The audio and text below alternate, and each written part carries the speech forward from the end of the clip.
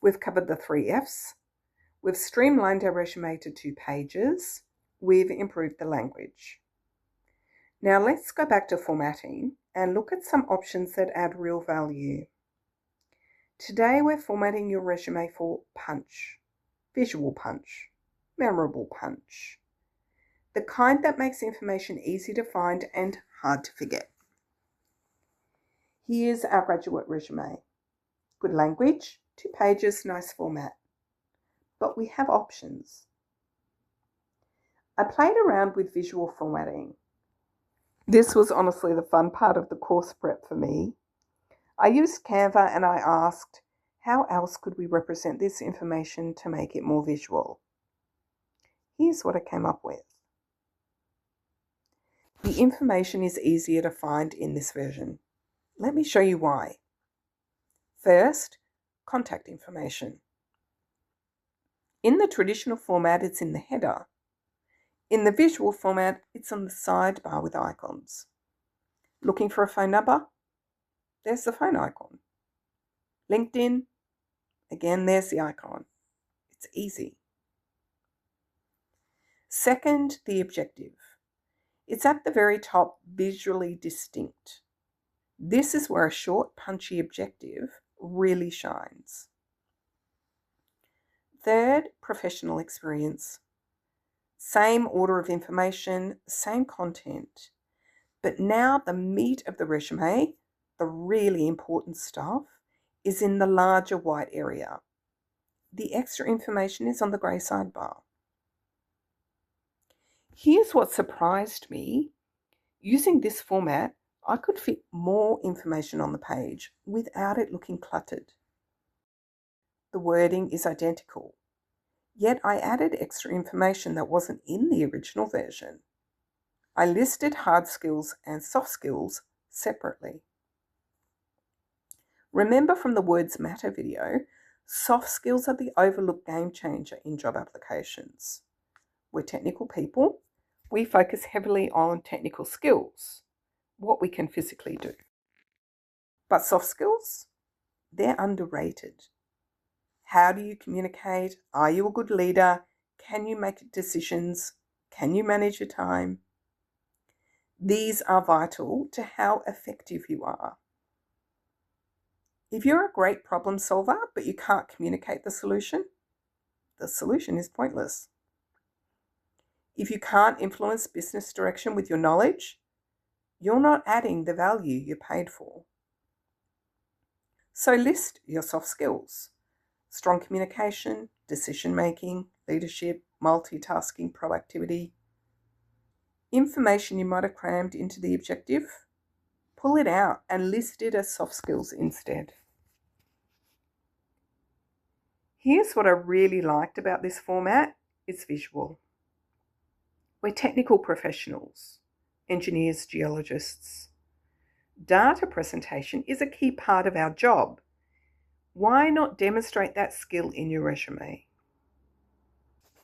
Example language skills. In the first format, I listed Arabic, Spanish, English, with no detail about proficiency. In the visual format, I've used a 5-dot scale. Now, critical point here, please be accurate. I have interviewed so many people who have claimed full professional proficiency in English, and then they couldn't put a sentence together when they got into the interview. If you say full professional proficiency, but you can't answer questions in English, now I'm questioning your honesty in everything. If you're intermediate, say intermediate. If you're learning, show 2 dots, 1 dot. It doesn't matter what the number is, it matters that you're accurate. I have turned candidates away for dishonesty on the language skill alone. Now, I've also added interests: swimming, cooking, traveling, archery. This wasn't on the original resume. I didn't have room. But including a bit of personal information helps me get a feel for who you are. If I'm reading this resume, archery sticks out. It's unique. Interesting. And as a conversation starter. And notice it hasn't cluttered the format at all. In fact, I think this version is easier to read than the first one. Now let's look at the senior version. Same concept, different layout. This one felt slightly more packed, but it doesn't take anything away. In fact, I got 3 job descriptions on one page. As a reviewer, I can quickly scan and see, yes, yes, yes, all the information I need is here. Contact information on the side, skills are shown with bar charts instead of dots. If you need more variance to show what you're incredibly good at versus what you're just starting, a bar chart works better. Languages are integrated into skills, English native, Spanish beginner. There are lots of ways to represent the information. Choose what works best for your experience. I want to show you some options for creating these. Canva, I use it every day. Thousands of resume templates. It's free, easy to use. The downside, it only exports to a PDF, not a Word doc. Resume.io offers more template structures. It exports to both Word and PDF, provides resume examples and tips for specific roles, like senior geologist. And Quick Resume, great for role-specific templates. They guide you through resume building with example and structure suggestions. All of these can help you draft your resume beyond this course. Here's my advice.